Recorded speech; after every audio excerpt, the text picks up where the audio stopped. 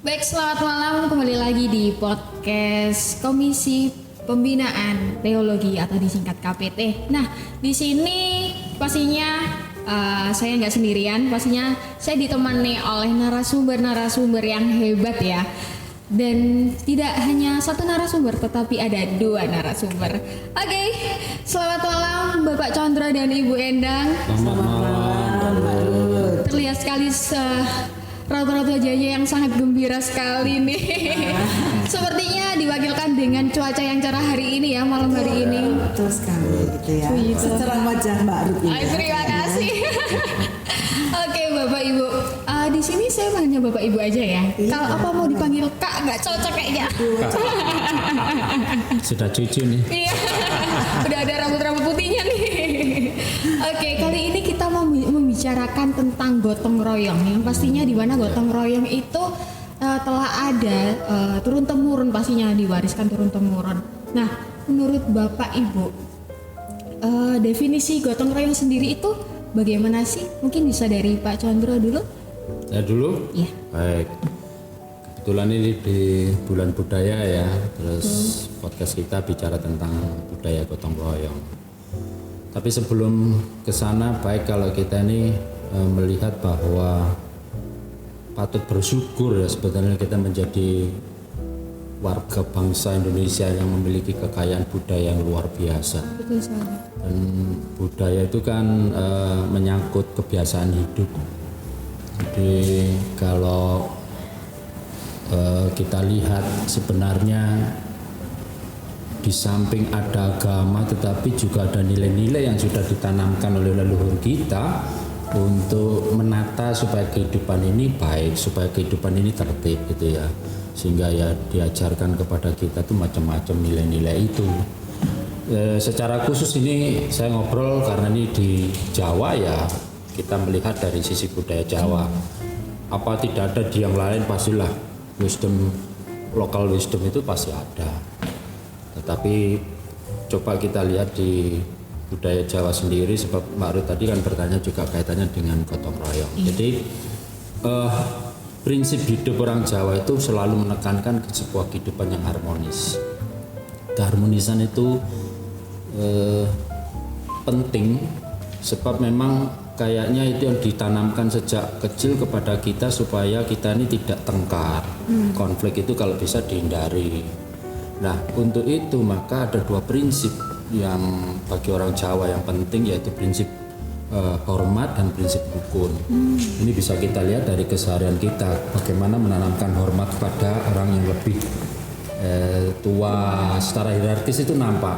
Jadi misalnya dari bahasa saja, bahasa itu kita mengenal apa itu kromo, nggih, madya, dan nguku gitu ya. Itu ada tahapan-tahapannya.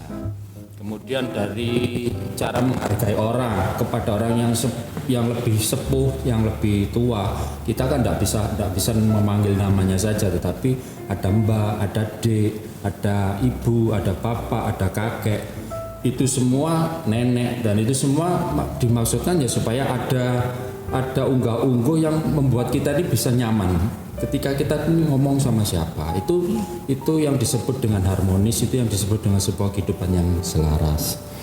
Jadi gotong royong sendiri sebenarnya juga menjadi bagian dari sebuah mencapai sebuah keselarasan itu sendiri. Jadi kalau gotong royong itu kan kalau dilihat artinya adalah mengerjakan sesuatu secara bersama-sama gitu ya. Mengerjakan sesuatu secara bersama-sama berarti kan tidak ada sesuatu yang digarap oleh masing-masing, tetapi bagaimana masing-masing itu saling memperhatikan satu dengan yang lain di dalam kehidupan itu. Nah, tujuannya ya menumbuhkan sikap untuk saling tolong-menolong satu dengan yang lain, sikap yang guyup, sikap yang rukun di antara satu dengan yang lain dalam konteks masyarakat kita ini. Itu yang mungkin bisa saya sampaikan terkait dengan budaya gotong royong itu sendiri. Mungkin saya tambahkan ya Mbak ya. Jadi kalau apa yang disampaikan Pak Condro itu memang benar adanya. Jadi orang itu karena kita ini makhluk sosial gitu, membutuhkan kehidupan satu dengan yang lainnya sebagai individu yang memiliki karakteristik berbeda-beda dan unik. itu membutuhkan kebersamaan. Jadi membangun pekerjaan yang mestinya bisa dilakukan secara berkolaborasi dengan bagus sehingga membangun peradaban itu sendiri sebagai manusia seutuhnya. Nah, sehingga gotong royong ini tidak hanya sekedar menumbuhkan individu itu menjadi makhluk-makhluk yang egois, bukan, tapi menjadikan makhluk individu ini semakin memperhatikan, ada simpati, ada empati antara satu dengan yang lainnya. Apalagi negara kita ini memang beragam banget, mulai suku, kemudian ras, agama dan sebagainya, budayanya berbeda-beda. Nah, ini butuh banget keberagaman ini menjadikan sesuatu kekuatan. Ya. Seperti kata-kata yang ada di dalam gereja kita nih Pak, patunggilan Kang Nyawiji. Nah, ini sudah menggambarkan tentang bagaimana kegotong royongan yang ada di jemaat kita. Seringkali kata-kata patunggilan Kang Nyawiji itu menjadi tema dari kita. Nah, apa sih arti dari patunggilan Kang Nyawiji itu sendiri? Jadi bukan sekedar tema ya, tapi itu jiwa di dalam kita membangun persekutuan itu. Ya kalau dibahasakan bahasa Indonesia begitu ya, persekutuan yang menyatu gitu, persekutuan yang utuh gitu, antara sekalipun kita tersebar dari wilayah Jawa Timur, di sepanjang wilayah Jawa Timur dari Banyuwangi sampai Pacitan sana, Ngawi, tetapi rohnya itu sama gitu. Nek dijiwi-jiji ya semua merasakan sakit. Kalau yang satu seneng ya semua merasakan seneng. Itu kira-kira seperti itu aja gambaran. Ya, gambarannya kayak organ tubuh kita Pak ya. Ada mata, mulut, tangan, kaki dan sebagainya. Kaki kita terantuk semuanya rasanya sakit gitu ya. Betul. Karena adanya keorganisasian di dalamnya, adanya kerjasama di antara organ-organ itu sehingga menjadikan kekuatan gitu yang tidak dapat dipisahkan satu dengan yang lainnya. Nah, ini namanya menggambarkan soal kegotong royongan kalau tidak seperti itu. Nah, saya ingin menanyakan terkait di gereja sendiri nih, apalagi gotong royong nih dengan perkembangan zaman, teknologi itu semakin berkembang. Masyarakat jemaat sendiri itu semakin individu terhadap dirinya sendiri tanpa memperhatikan orang lain seperti itu. Nah, bagaimana sih pandangan terkait di gereja Tulang Bawang itu sendiri tentang gotong royong? Apakah udah luntur? Apakah masih diterapkan cuman samar-samar atau bagaimana? Saya kira enggak ya Pak. Saya kira enggak, walaupun dengan kemajuan teknologi ya kita memang kalau tidak mengikuti teknologi akan tergilas dengan teknologi itu sendiri. Tapi saya kira dengan kemajuan teknologi sebagai orang yang beriman, kembali lagi ke sana, kita pasti diingatkan untuk tidak lupa dan jangan meninggalkan persekutuan yang ada. Bukan berarti kalau kita sudah karena teknologi jiwa individualis kita tinggi, maka sifat egois kita tinggi, kita lupa dengan kehidupan yang dibutuhkan dalam persekutuan. Karena kalau itu nanti lepas, maka kehidupan bergereja kita ya pada akhirnya menjadi gereja-gereja yang hanya seperti robot, adanya teknologi, orang-orangnya tidak ada di dalamnya. Saya kira begitu ya Pak Condro.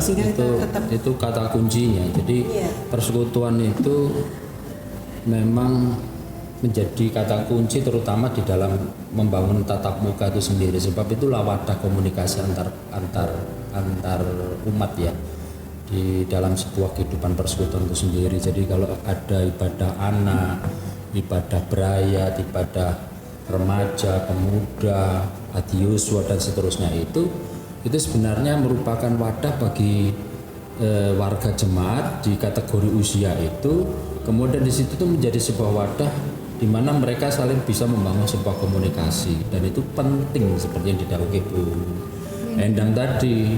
Jadi kita memang tidak bisa anti terhadap perkembangan zaman, anti terhadap teknologi, dan kita tahu bahwa teknologi itu yang ada sisi positif dan negatifnya. Sisi positifnya memang kita dimudahkan oleh kemajuan teknologi, sisi negatifnya kita menjadi pribadi yang sangat individual. Kenapa begitu ya? Contoh saja kalau sudah dengan kotak hitam itu HP ini, kita bisa melakukan apa saja tanpa orang lain kan. Misalnya dengan Google Map itu kita nggak perlu tanya turun kita menyapa orang kan nggak perlu. Tinggal Ngapain masa zaman sudah kayak gini kita masih bertanya sama orang. Terus kemudian misalnya kita butuh membetulkan alat, sudah tinggal lihat tutorial di YouTube itu sudah gampang. Itu kan contoh-contoh yang memudahkan orang untuk melakukan sesuatu, tapi di sisi lain kita menghilangkan sesuatu yang kalau Bu Endang katakan makhluk sosialnya itu sudah mulai tergerus. Nah, gereja ini sebagai wadah sebuah persekutuan tertantang harus bisa menghadapi itu. Bagaimana kalau misi gereja itu dari sudut kita ini bahwa ditugasi Tuhan untuk menggarami sama menerangi itu, ya disitulah letak kita harus menciptakan sesuatu yang kreatif supaya oke lah ini individu, tetapi ya tidak individu murni ya, mestinya kita melibatkan makanya komisi yang dipegang Bu Endang ini menjadi kunci. Beliau kan di Korbit itu punya pasukan banyak nih, ada anak-anak, ada remaja, ada pemuda, ada dewasa, ya, sepuh dan semuanya itu terus diupayakan supaya hidup lewat kehadiran mereka di gereja ini. Ya, jadi teknologi itu menjadi bagian untuk media, gitu ya, jadi sarana, tetapi bukan berarti memisahkan antara individu satu dengan yang lainnya, justru semakin mempererat gitu. Karena kalau diingat-ingat lagi, gimana ya kita nanti apa mungkin kalau misalnya suatu saat kita dipanggil oleh Tuhan, kemudian media yang akan alat itu yang akan membuat kita bisa dimakamkan, kan nggak mungkin gitu ya. Kayak robot gitu ya, diambil di remote dia berangkat sendiri kan nggak mungkin. Nggak mungkin, tetap kita membutuhkan sesama manusia untuk saling membantu di dalam, karena kita sudah tidak dapat bernyawa, pasti orang lain yang akan membantu kita memasukkan kepada liang lahat gitu ya, sebagaimana yang semestinya gitu. Nah, saya kira begitu sehingga kalau di dalam kemajuan peribadatan kemudian menggunakan media, menggunakan teknologi, menurut saya sih bagus-bagus aja, tetapi tetap kembali kepada setiap individu itu sendiri.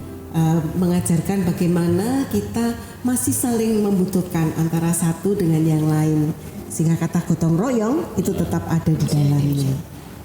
Betul sekali ya. Saya juga setuju dengan jawaban-jawaban dari Bapak dan Ibu. Nah, apa sih implementasi yang dilakukan oleh gereja itu sendiri, apalagi di KJW itu nggak hanya dari suku Jawa saja, tetapi dari mana-mana itu ada, dari timur juga ada seperti itu. Dan bagaimana cara gereja itu tadi menyatukan dari individu, suku-suku yang lain, budaya-budaya lain, nah itu bagaimana cara gereja? Kalau tadi kita sudah bicara pengaruh teknologi dan iman ya, jadi berdampak di dalam kehidupan kita. Ternyata sebagai makhluk sosial kita juga agak terganggu karena produk-produk teknologi yang terus semakin berkembang, semakin memanjakan orang. Kalau bisa ya tidak perlu kemana-mana, orang yang hemat nggak ngomong, semua sudah disiapkan, mau nonton mau apa, semua ada, mau butuh makanan mau pergi, kita tidak perlu repot-repot ya. Itu oke, sesuatu yang baik. Tetapi kita juga tidak boleh lupa bahwa barusan kita juga mengalami COVID itu juga luar biasa pukulan itu, dan itu berdampak di dalam kehidupan bergereja. Itu tantangan kita ketika kita sudah dinyatakan boleh tatap muka kembali, itu betapa sulitnya bagiannya Bu Endang ini untuk menghimpun kembali warga-warga ini bersekutu kan. Nah, menghimpun itu sebuah proses juga, karena ternyata sekarang dengan kemudahan-kemudahan itu seperti HP yang di depan Pak Rudi itu, orang mau cari pengkhotbah siapa saja, orang mau cari ilmu apa saja itu gampang, termasuk perkembangan ilmu teologi yang juga berkembang bermacam-macam itu semakin membingungkan. Nah, tetapi oke lah, lalu gereja juga tidak boleh patah semangat ya. Tadi persekutuan ini menjadi penting, tetap menjadi bagian untuk orang bisa berkomunikasi satu dengan yang lain. Nah, kalau itu kita perhatikan dan menuntut sebuah kreativitas saya kira ya. Jadi kreativitas supaya bagaimana ya memulihkan kembali. Kalau saya tuh lebih kepingin memulihkan kembali, mencoba warga ini kemudian tidak abai lagi terhadap semangatnya untuk bergereja ya. kalau temanya itu menggereja, tidak hanya datang ke gereja tetapi juga terpanggil untuk terlibat dalam pekerjaan-pekerjaan yang ada di pelayanan gereja itu.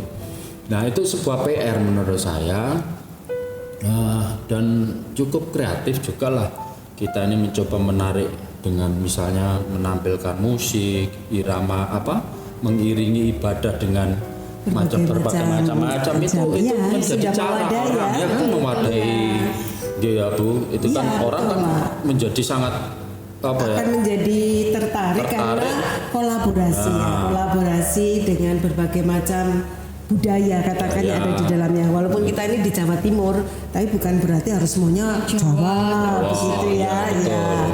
Mungkin karena teman-teman kita yang dari NTT juga ikut terlibat di dalam kegiatan ibadah kita, mengisi kegiatan ibadah. Kan banyak juga tuh ya Bu ya. Banyak sekali. Mungkin ya dari Batak Pak ya. Mereka juga ikut. Tapi kita juga pernah loh Bu, nuansa ibadah nuansa Batak. Benar. Itu kan sudah mencoba menyatukan lah kita ini dengan berbagai suku yang ada di GKJ. Jadi talenta setiap orang atau potensi yang dimiliki oleh banyak orang karena perbedaan itu tadi bukan berarti untuk memisahkan, tetapi justru saling menguatkan untuk menjadikan gereja kita ini semakin diminati oleh siapapun yang ada di dalamnya, karena kan Tuhan Yesus tidak membeda-bedakan ya. Masa kalau sudah GKJW kalau bukan orang Jawa enggak boleh. Enggak ya? Kan tidak begitu. Nah ya boleh, karena bahasa yang kita pakai tetap bahasa persatuan, bahasa Indonesia, tidak melulu menggunakan ibadah bahasa Jawa ya. Saya kira kalau sudah seperti itu semuanya akan terwadahi gitu ya. Dan memang kalau kita mau satu-satu, saya punya keinginan ini, saya punya keinginan ini, kalau tidak disinkronkan ya pasti menjadi kacau gitu ya. Tapi perlu kerjasama tadi seperti yang kita bicarakan, tema kita hari ini gotong royong. Ada bekerja sama, kemudian membantu, menghormati. Nah, itu tidak lepas dari sesuatu yang menuju ke peradaban. Semuanya akan menguntungkan bagi siapa aja yang ada di dalamnya, termasuk pada pelayanan kita kan seperti itu ya di gereja. Dan akhirnya semua yang ambil bagian ikut bertanggung jawab untuk menjadi persekutuan yang nyawiji itu tadi. Menambahkan sedikit, jadi mungkin saya bilang kreativitas kita itu termasuk rekan-rekan pemuda. Ya cobalah dirangkul mereka itu kaitannya dengan apa sih yang dimau teman-teman pemuda, supaya ya di tengah-tengah gempuran teknologi dan pengaruh-pengaruh luar itu yang mungkin lebih menarik, tetapi saya ingin mengajak juga secara khusus ya jangan lupalah dengan induk di mana dulu berkembang imannya itu kan di sini. Nah, ciptakanlah sesuatu yang kreatif yang membuat orang itu tetap pada semangat bersatu dulu ya, kebersamaan, kekeluargaan itu menjadi sesuatu yang menurut saya masih laku, keras untuk bisa mengimbangi perkembangan dan dampak dari sebuah teknologi. Misalnya ya kalau mau disebut gotong royong sekarang apa ya, kesulitan anak-anak pemuda misalnya, ya ada sih yang sudah oke lah secara ekonomi berhasil, monggo orang bisa sekolah, tetapi mulai dipikirkan juga masa ini ya cobalah kita kembangkan dengan misalnya memberikan beasiswa kepada rekan-rekan pemuda yang berprestasi misalnya seperti itu ya. Tidak hanya sekedar SD, SMP. Sebab kalau saya lihat di anggaran kita ini berapa orang saja cuma dari PKT kita itu loh cuma terserap 53 juta. Ini kalau bicara angka ya, berarti kan belum semua. Padahal misalnya kita mulai spesifik, kita butuh nanti ke depan orang-orang yang pintar menggunakan ini alat-alat multimedia begini. Oh, butuh orang yang disekolahkan, dikursuskan misalnya. Nah, itu kan akan berkembang. Dan orang kan akan saya kan dibesarkan di Dadekno sama GKJW Tulang Bawang, maka kontribusi saya ke Tulang Bawang adalah misalnya terlibat dalam pelayanan. Kan begitu. Itu sehingga pelayanan kita semakin diminati oleh siapapun juga gitu ya, karena kita tidak membeda-bedakan. Kan kita pasti tahu bahwa kadang-kadang anak-anak itu malah memberikan kreativitas, inovasi-inovasi yang baru kepada kita ya kan, Iya. dengan keluguannya, dengan kelincahannya. Mereka tuh loh semangatnya luar biasa dibandingkan orang-orang yang dewasa, tanpa berpikir saya nanti dapat apa, enggak. Iya, enggak. Seperti itu ya. Tapi mereka pengennya, ayo bareng-bareng yuk, kerjasama yuk, kita akan melakukan sesuatu yang membuat hati Tuhan senang. Nah ini yang penting. Itu Nah kata itu. kuncinya menurut saya. Jadi kreativitas kita itu kita lakukan supaya ya membuat hati Tuhan itu menjadi senang oleh apa yang kita lakukan. Sebab itu yang bermanfaat, itu yang berguna, itu yang membuat hidup bermakna, itu yang membuat hidup yang berarti begitu. Dan saya kira contoh-contoh lain yang seperti kita sudah mengawal dengan PEW misalnya, Iya, Bu, itu juga iya. bagaimana menopang Pemberdayaan ekonomi warga, ya kan? bagaimana Kita mencoba untuk mengangkat gitu ya. itu secara bersama-sama kan. Tema kita ini gotong royong. Iya. Dan gereja kita tidak pernah berpikir sendiri-sendiri bahwa kenyataan warga kita ini punya banyak yang usaha-usaha apa itu istilahnya usaha rumah Iya. ya di Home industry. begitu Iya, itu iya. ya kita wadailah di Wadah. dalam komisi yang sudah ada ini tinggal meningkatkan. Nah itu dibagikan kepada ya artinya diberitahukan ya, diinformasikan kepada warga bahwa Wadahnya sudah ada. Tinggal bagaimana motivasi dan kemauan warga untuk terlibat ke dalamnya gitu ya, sehingga semuanya berjalan secara harmonis tadi Pak ya, Iya, itu. secara harmonis gitu ya, Itu kata. sehingga menjadikan semuanya memperoleh sesuatu yang membahagiakan gitu ya.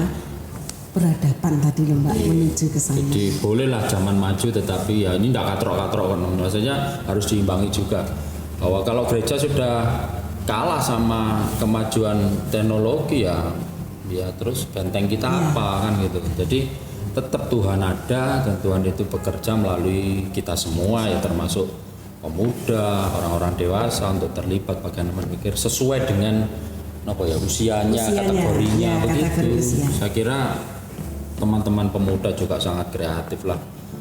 Betul, Sama. betul. Iya. Ya. Iya, dan sebenarnya memang gereja itu sudah mewadahi. Tinggal jemaatnya saja bagaimana mereka ingin ikut serta seperti itu, dan bagaimana mereka juga ingin mengambil alih, ikut bekerja sama dengan membangun gereja ini seperti itu. Betul. Nah, ini kan gereja ini banyak sekali kegiatan nih. Ada kerja bakti, kemudian besok nih yang besok kita Besok laksanakan, pagi. besok Oh, ya. pagi ada HUT, tepatnya HUT. Nah itu sangat heboh sekali dipersiapkan, udah dari lama, dari jemaat-jemaat mempersiapkan untuk hari ulang tahunnya GKJW ini. Ke yang keberapa ya?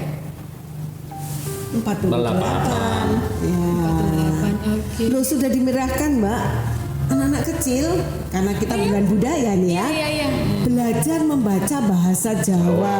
Oh ya. Anak-anak sekarang kan susah nih ya Iya, belajar benar, bahasa benar. Jawa. Tapi kenyataannya ketika mereka kemarin terlibat di dalamnya luar biasa banget. Mungkin yang mahasiswa kalah Kalah loh dengan baca. teman-teman itu. Betul itu. Ya itu. Sekarang kalau ditanya bahasa Jawa kan mereka cenderung sudah melupakan kan ya. Iya. Kalau bahasa Inggris, Waduh, bahasa luar biasa. Cina itu sudah biasa, Iya. bahasa Jawa langka. Tapi kemarin puji Tuhan ya Bu, Iya. luar biasa loh. Luar biasa ya. Ada adik Nggak kita kalah ini. sama yang jemaat dewasa, Dewasa, ketika ya, mereka betul. ikut lomba seperti itu. Bahkan beberapa waktu yang lalu di kita pun kerja bakti masih berjalan walaupun kehidupan bergereja. Iya. Tidak hanya berada di lingkup RT, RW, tapi di gereja kita peduli dengan lingkungan sekitar. Bahwa kita bekerja sama, kemudian berkolaborasi dengan lingkungan sekitar untuk mengadakan kegiatan-kegiatan yang bernuansa kemanusiaan. Wow, itu sungguh luar biasa. Ada di tempat kita. Ya, Mbak Ruth mungkin terlibat ya di dalamnya kalau kerja bakti. Nyapu-nyapu, gotong royong bersama dengan Bapak Ibu yang lain gitu. Kadang saking banyaknya terus dilupakan. Iya. Sampai lupa, Pak. Sampai lupa. Kapan saya kerja baktinya ya? Saking banyaknya benar-benar. Dan ternyata ketika kita mewadahi, ternyata banyak sekali teman-teman itu yang ikut terlibat dan punya keahlian tadi Keahlian. seperti Betul. adik-adik tadi, Iya. ternyata banyak yang mereka masih bisa berbahasa Jawa, pidato tadi bahasa Jawa, dan itu jadi membuat kita sendiri, gereja sendiri kayak kayaknya ini harus terus diasah lagi biar semakin meningkat juga dan nggak dilupakan juga seperti itu kan ya. Iya betul Mbak Ruth, betul sekali gitu ya. Tapi di tempat kita pun juga diajarkan kepada anak-anak. Contoh ini Mbak, ini karena tema kita gotong royong ya. Selesai beribadah, ini anak-anak nih, di balita nih.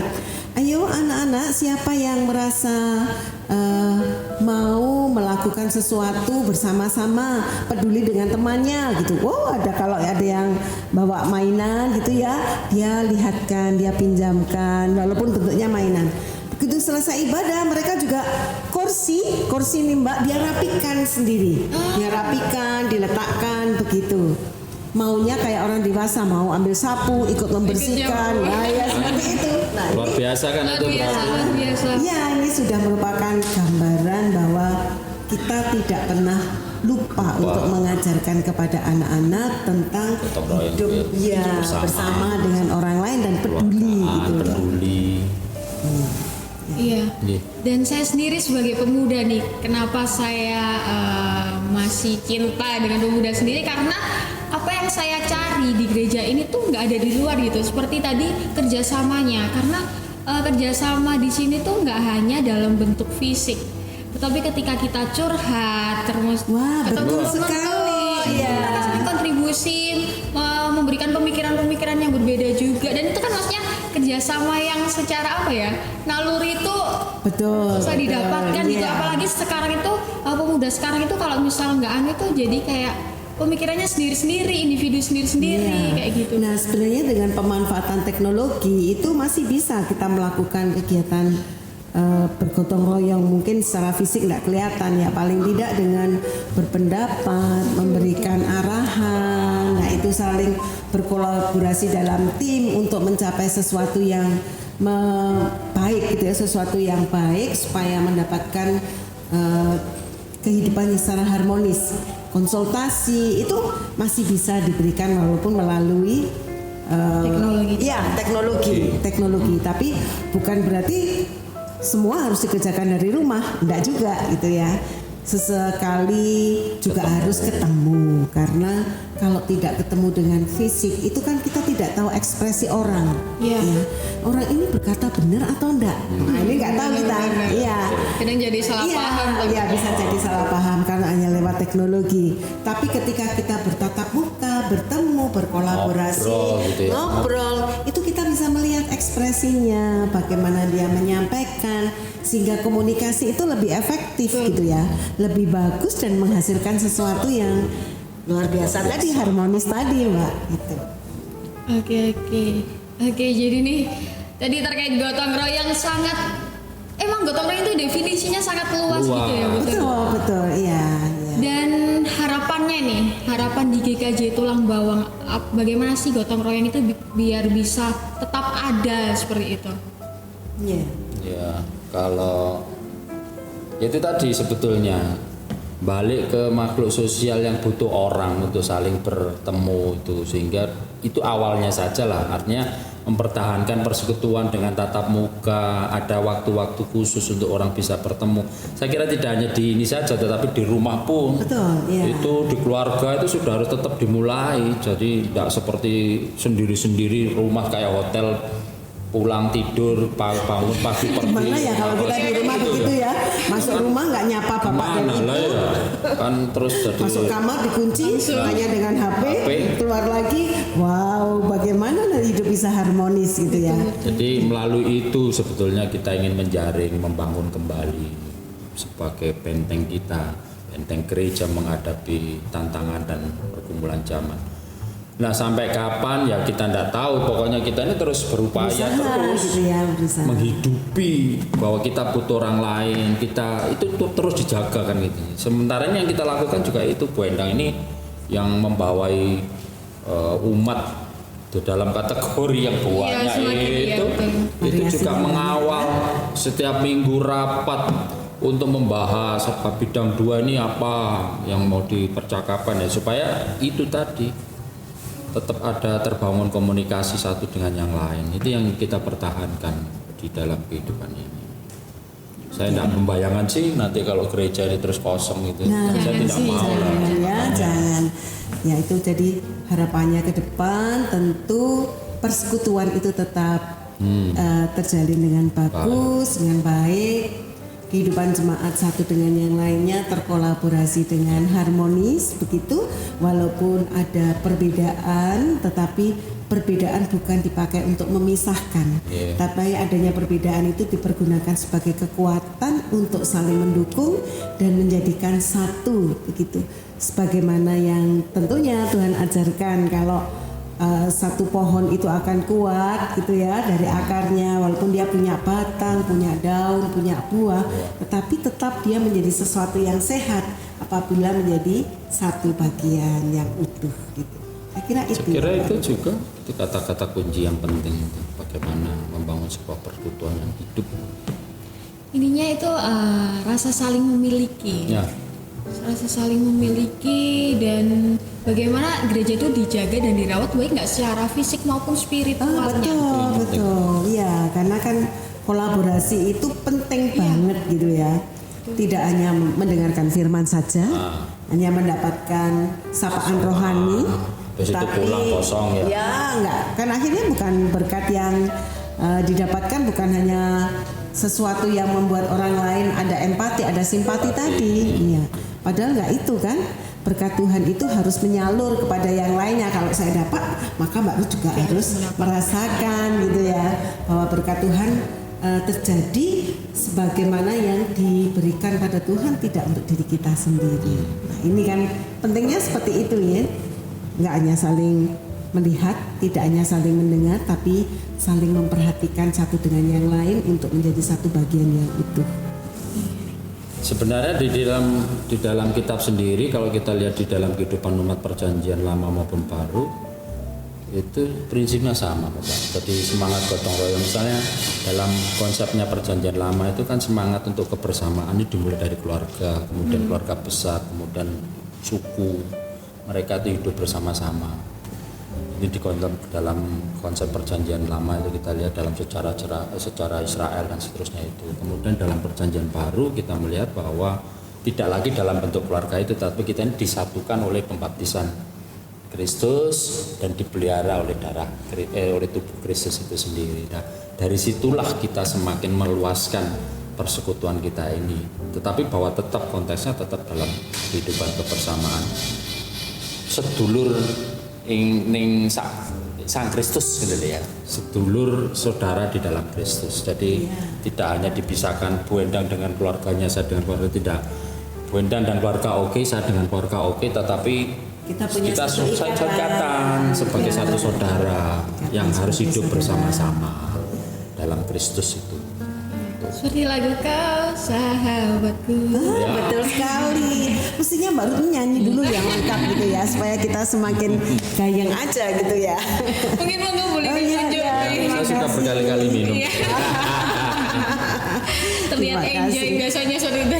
Oh iya, nggak usah tegang-tegang ya Mbak ya. Itu ya. Iya. Dari tadi saya bawa martabak tapi sih. Oh iya. Tergoda ya. Ini mana ini tukang martabaknya nggak sampai di tempat kita nih. Aduh. Jadi gitu. Kopinya manis Mbak, semanis Mbak Ruth ini. Soalnya ibu juga. Baik, mungkin bisa saya tutup dengan gotong royong itu mengajarkan kita bahwa setiap tangan yang terlibat terulur itu membawa kehangatan, setiap senyuman membuka pintu kebaikan, dan setiap usaha bersama adalah langkah kita menuju kesuksesan bersama. Dan di dalam gotong royong itu kita bukan hanya bekerja sama, tetapi kita juga saling tumbuh bersama dan merasakan kebahagiaan dari setiap bunga kecil yang mekar di ladang kepedulian kita itu. Betul, itulah kebinekaan. Kebinekaan Wiji. Ya. Oke, hangat sekali pembicaraan hari ini tentang gotong royong, dan emang langka ini pembicaraan gotong royong itu, meskipun kata-kata yang udah kita dengar sejak kecil, tetapi ketika kita ceritakan ternyata itu meluas juga, apalagi tentunya di kehidupan gereja jemaat itu. Ya, iya. Betul.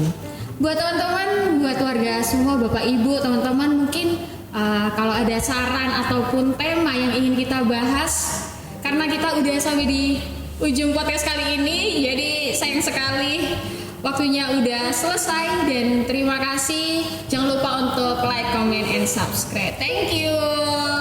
Terima kasih Mbak Condra dan Bu Endang atas Sama-sama, Mbak. kehadirannya dan diskusinya kali ini. Ya, Tuhan memberkati. Tuhan memberkati Bapak Ibu. Terima kasih. Ya. Dadah. Terima kasih.